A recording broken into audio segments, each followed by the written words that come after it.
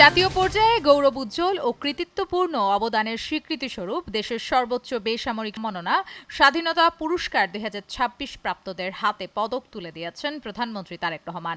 বিকেল 4টায় রাজধানীর ওসমানী মিলনায়তনে আয়োজিত এক অনুষ্ঠানে এ পদক তুলে দেন তিনি। এবছর 15 জন বিশিষ্ট ব্যক্তি এবং 5টি প্রতিষ্ঠানের স্বাধীনতা পুরস্কার 2026 দেওয়া হয়েছে। গত 5 মার্চ মন্ত্রিপরিষদ বিভাগের এক প্রেস বিজ্ঞপ্তিতে এ তালিকা প্রকাশ করা হয়। এর তালিকায় সবচেয়ে উল্লেখযোগ্য নাম সাবেক প্রধানমন্ত্রী ও বিএনপি চেয়ারপারসন খালেদা জিয়া। স্বাধীনতা, গণতন্ত্র ও নারী শিক্ষা দেশ গঠনের সার্বিক অবদানের স্বীকৃতি হিসেবে তাকে মরণোত্তর এ সম্মাননা প্রদান করা হয়েছে।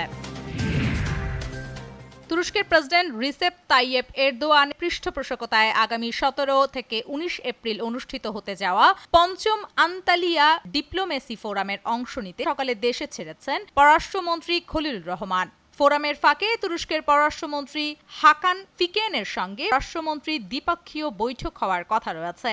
এছাড়া পাকিস্তান, গাম্বিয়া সহ ফোরামের অংশ নিতে আসা কয়েকটি দেশের বিভিন্ন মন্ত্রী ও প্রতিনিধি প্রধানদের সঙ্গেও খলিলুর রহমানের সাক্ষাতের সুযোগ হওয়ার কথা রয়েছে।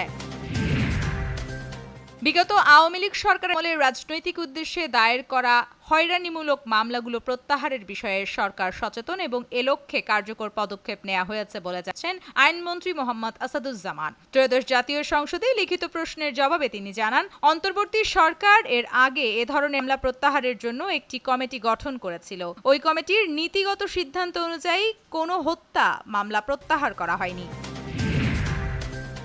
গুরুত্বপূর্ণ কিছু ক্ষেত্রে সংশোধনের মাধ্যমে শীঘ্রই সম্প্রচার নীতিমালা চূড়ান্ত করা হবে বলে জানা গেছে। এছাড়া নীতিমালায় বেসামরিক টেলিভিশনগুলোকে ডিজিটালাইজেশনের আওতায় আনার উদ্যোগ নিচ্ছে সরকার। দুপুরে সচিবালয় তথ্য ও সম্প্রচার সচিব মাহবুবা ফারজানার সঙ্গে বেসরকারি টেলিভিশন মালিকানাদের সংগঠন অ্যাটোকো এবং কেবল অপারেটরদের সংগঠন কোয়াবের নেতাদের বৈঠক হয়। বৈঠকে সম্প্রচার নীতিমালার সংশোধন নিয়ে আলোচনা হয়। বৈঠক শেষে তারা বলেন, সম্প্রচার নীতিমালায় ভাষাগত কিছুটা পরিবর্তন করা হচ্ছে। এতে মুক্তিযুদ্ধের সঙ্গে গণ অভ্যুত্থানের বিষয়টি সংযোজন করা হবে। গণভোটের রায় বাস্তবায়নের দাবিতে দ্বিতীয় দফায় নতুন কর্মসূচি ঘোষণা করেছে 11 দলীয় জোট। দুপুরে মগবাজারে আল ফালাহ মিলনায়তনে বৈঠক শেষে এ কর্মসূচি ঘোষণা করেন বাংলাদেশ জামায়াতে ইসলামী সেক্রেটারি জেনারেল মিয়া গোলাম পরোয়ার। জানান, গণভোটের রায় বাস্তবায়নের দাবিতে দ্বিতীয় দফায় 18 থেকে 2 মে পর্যন্ত 11 দলীয় ঐক্যের কর্মসূচি চলবে। হাম উপসর্গ নিয়ে 24 ঘন্টায় আরও 8 জনের মৃত্যু হয়েছে। এরই মধ্যে হামে আক্রান্ত হয়ে 2 জন শিশু মারা গেছে বলে নিশ্চিত করেছে স্বাস্থ্য অধিদপ্তর।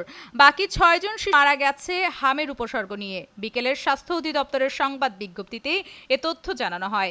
গত 24 ঘন্টায় সারা দেশে হামের উপসর্গ দেখা গেছে 1191 জনের মধ্যে।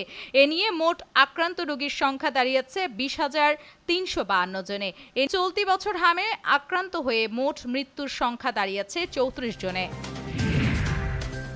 মধ্যপ্রাচ্যের লেভান্ট অঞ্চলের 2 প্রতিবেশী ইসরায়েল ও লেবানন বৈঠকে বসছে বলে জানিয়েছেন ট্রাম্প। যুদ্ধরত 2 পক্ষের এ বৈঠক মধ্যপ্রাচ্যে কিছুটা হলেও স্বস্তির অবকাশ সৃষ্টি করবে বলে মন্তব্য করেছেন তিনি। স্থানীয় সময় বুধবার নিজের সামাজিক যোগাযোগ মাধ্যমে ট্রুথ সোশ্যালে দেয়া এক পোস্টে বিষয়টি নিশ্চিত করেন তিনি।